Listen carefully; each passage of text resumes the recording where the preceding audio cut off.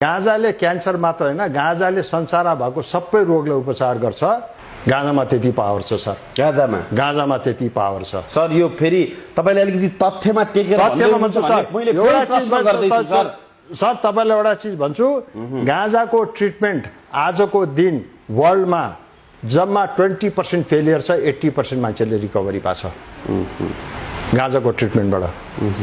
त्यो अनुसारको treatment facilities हुनु पर्यो हैन सर।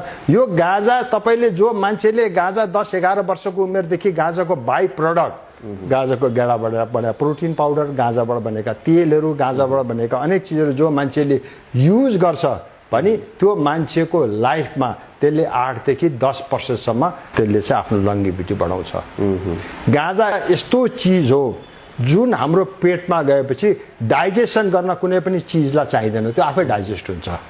यो फलफुल खा जस्तो गाँजा, यो सप्लिमेन्टरी फुड पनि भन्छ आजको दिन गाँजालाई हैन। त्यसकारण गाँजाले हाम्रो हेल्थ कुनै पनि तरिकाले ड्यामेज गर्दैन। तपाई गाँजासँग अरू कुलत चिज खानुहुन्छ भने तपाईले ड्यामेज पाउनुहुन्छ। निट गाँजा खाने मान्छेले लङ्स कहिले पनि ड्यामेज गर्दैन। गाँजाको प्रोडक्ट बाइ प्रोडक्ट खाने मान्छेलाई उल्ला पेटको क्यान्सर, पेटको कुनै पनि चिजले चाहिँ उसले समाउँदैन। डायबिटिकदेखि लिएर तपाईँ कुनै पनि रोग भन्नु, आजको दिन गाँजाले 165 वटा डिजिजलाई क्योर गर्छ भनेर धेरै साइन्टिस्टहरूले फोरकास्ट गरिरहेछ। अब तपाईमा रिसर्च पनि भइरहेछ। तपाईँ लिएर हामीले यो संवाद गरिरहँदा कतिपयले हुर्काएको छोरो चाहिँ आज तपाईँ पुरै रियाबमा राख्नुपर्ने, खर्च गर्नुपर्ने, ऊ कति बेला के गर्छ सुकेर कति बेला मर्ने हो भन्ने व्यक्तिहरू पनि त छन् नि त सर यही समाजभित्र। यो चाहिँ के हो? त्यो चाहिँ हामीले प्रयोग गर्न नजानेर हो अथवा त्यसको यो चिज जस्तो पनि गाँजाले जिउ सुकाउने होइन। र जो व्यक्ति आजको दिन गाँजामा रियाबमा जुन जानुहुन्छ उहाँले गाँजा मात्र खानुहुन्न, उहाँले रक्सी पनि खानुहुन्छ, गाँजा पनि खान्छ, ड्रग्स पनि खानुहुन्छ, जे पनि खानुहुन्छ। उहाँलाई नसामाथि नसा चाहिएको छ, उहाँ जे पनि खानुहुन्छ हैन। त्यो व्यक्तिहरू रियाबमा जान्छ। मैले ओन्ली गाँजा बाहेक म चरसमा पनि जान्न, गाँजा बाहेक म रक्सीमा पनि जान्न। ओन्ली गाँजाको बाई प्रोडक्ट खाने र ओन्ली गाँजाको marijuana खाने, नो टोब्याको। ओन्ली गाँजाको marijuana नो टोब्याको खाने मान्छे न रियाबमा जान्छ। जिउ सुक्ने भनेको कारण चाहिँ गाँजा यति बेनिफिट चिज हो। तपाईको बडीमा गाँजाको कुनै पनि तत्त्व तपाईको बडीमा भएपछि यसले तपाईलाई गुड फ्याट चाहिँ यसले कन्ज्युम गराउँछ र तपाईको अन्नेसरी बोसोहरू चाहिँ त्यसलाई चाहिँ यसले घटाउँदै लान्छ। त्यो लाँदाखेरि मोटो मान्छेले गाँजा खान्छ यो सुकेको भनेको हो, तर त्यो सुकेको होइन, त्यो मान्छे हेल्दी भएको हो। हेल्दी अन्नेसरी फ्याट उसको जिउबाट गयो, उसले लङ्सको क्यान्सरहरू उसलाई अब हुँदैन हैन गाँजा मात्र खाने मान्छेलाई, र उसले आफ्नो जीवन हेल्दी बिताएको हो। एउटा मोटो मान्छे तपाईले गाँजा खाएर उसले दुब्लाको छ भने उसको जिउ घटेको होइन, उसले आफ्नो बडीबाट नराम्रो टक्सिन्सहरूलाई बाहिर फाल्दैछ हैन। हि इज हेल्दी म्यान हैन। म दुब्लो छु त सर के म गाँजा खान्छु त? तपाईँ एउटा पूर्व पाइलट जस्तो व्यक्ति त्यत्तिकै यो हावातालमा त कुरा गरिरहनु भएको छैन, केही तथ्यमा टेकेर केही अध्ययन गरेर भन्दै हुनुहुन्छ। तपाईँको दिमागले, तपाईँको अध्ययनले चाहिँ के सोचेको हो? कसरी गर्दाखेरि चाहिँ ठक्कै यो देश समृद्ध हुने हो गाँजा बेचेर? सर अब कसरी सोच्दा भन्दा पनि मलाई सबभन्दा पहिला देशको कानुन चाहिँ छ, त्यसपछि म अलिकति बढी सोच्न सक्छु। मेरो आफ्नो पर्सनल इच्छा भन्नुहुन्छ भने म यो पश्चिमतिरको जुन गरिबी मैले देखेको छु नि सर, सायद अरूले पनि देखेको होला हैन। पर्सनली हामीले केही पनि गर्न सकेनौँ, कमसेकम त्यो गरिबीलाई म हटाउन चाहन्छु सर। नेपालबाट गरिबी चाहिँ म हटाउन चाहन्छु सर। किन त्यो ठाउँमा जुन ठाउँमा उहाँहरू बस्नु भएको छ र जुन ठाउँमा उहाँहरू आजको दिन भोकै बस्नु भएको छ नि, त्यो ठाउँमा गाँजाको सबैभन्दा राम्रो उत्पादन हुन्छ सर। आफ्नो जीवनशैली त बदल्न सक्नुहुन्छ, एउटा गरिबीबाट त बाहिर निस्किनुहुन्छ। के म यत्रो मानिस भएर जन्मी, मैले यत्रो चिज पढेँ, मैले मेहनत गरेँ, मेरो लागि मात्र त होइन नि। मैले पढेको चिज मैले राज्यलाई केही दिन सकूँ न, त्यो गरिबी मैले हटाउन सकूँ न, मेरो इच्छा थियो सर। व्यक्तिगत रूपमा त तपाईँलाई सबै कुरा पुगेको छ हैन? मलाई खाना लाउनु पुगेको छु, वर्षमा बाहिर मलाई घुमेको छु सर। मलाई कसै आजसम्म 2 पैसा हात पेलाएर खानु परेको छैन। मैले आफ्नो मेहनतले बेच्छु, आफ्नो तरिकाको औषधि बेच्छु, आफ्नो तरिकाले हिँडेको छु हैन। 2-4 वटा सानोतिनो काम पनि गर्छु हैन, मलाई पुगेको छ। तर मानिस भएर जन्मिसकेपछि गरिब भएर जन्मिनु उसको अधिकार हो, तर गरिब भएर मर्नु उसको अधिकार होइन के सर। त्यसमा हामीले सहयोग गर्नुपर्छ लोकचानलाई, हो त्यो सहयोग गर्न मैले खोजेको छु सर।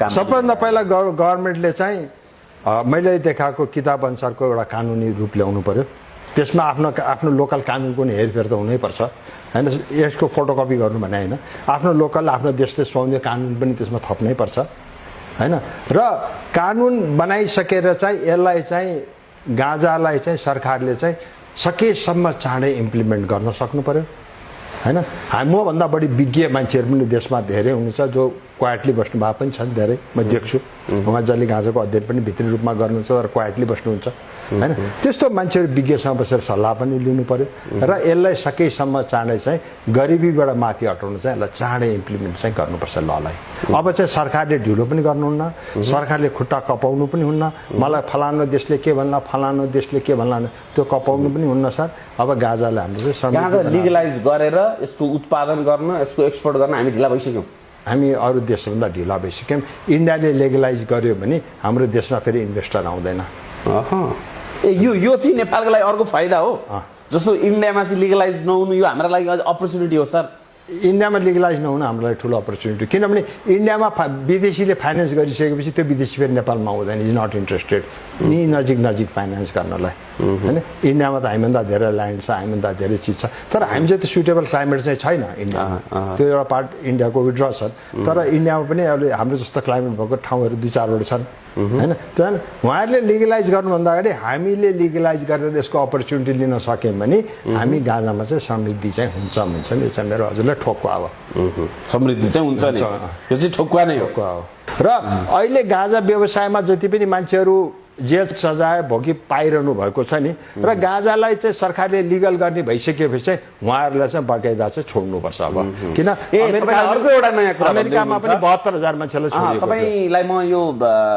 भन्दैछु कि जस्तो तपाईँले यो कुरा गर्दै हुनुहुन्छ कि अब गाँजा लिगलाइज गरिए सँगसँगै जुन गाँजाको प्रयोग गरेर लागु पदार्थ ओसार पसारमा अथवा केमा उनीहरू चाहिँ जेलमा छन् तिनीहरू सबैलाई निकाल्नुपर्छ लागु पदार्थ भनेर चाहिँ मैले गाँजाको ट्राफिकिङ भएको मान्छेहरूलाई चाहिँ सरकारले छोड्नुपर्छ किन लागु पदार्थ है नर्कटिक होइन भनिसकेपछि त उहाँहरूलाई छोड्नु पर्यो नि त होइन पहिला त नर्कटिकमा चाहिँ उहाँहरू पर्नुभयो तर अब नर्कटिक होइन उहाँहरूले चाहिँ छुटकारा पाउनै पर्छ सरकारलाई चाहिँ म यो अनुरोध पनि गर्दछु कति जति होला नि त्यसमा अहिले 8-9 हजार मान्छे होला 8-9 हजार मान्छे अड्कालाई त एक्ज्याक्ट होइन मैले सुने अनुसार 8-9 हजार मान्छे चाहिँ छन् 8-9 हजार मान्छे चाहिँ जो गाँजा यिनीहरूले सेवन गरे ट्राफिकिङ गरे कसैले के गरे त्यसमा चाहिँ भनेर अहिले पनि जेलभित्र छन् तिनीहरूलाई चाहिँ अब लिगलाइज यदि सँगसँगै छुटाउनु पर्छ होइन उहाँलाई त छोड्नै परेन हाम्रो सरकारले युएनमा यो नर्कटिक होइन भने भोटिङ गरिसकेपछि त्यसलाई त छोड्नै परेन उहाँलाई अब थुन्न पाइएन नि यो पहिले पनि गलत भएको छ सर यसरी गर्नु गलत हो नि नर्कटिक नेपाल सरकारले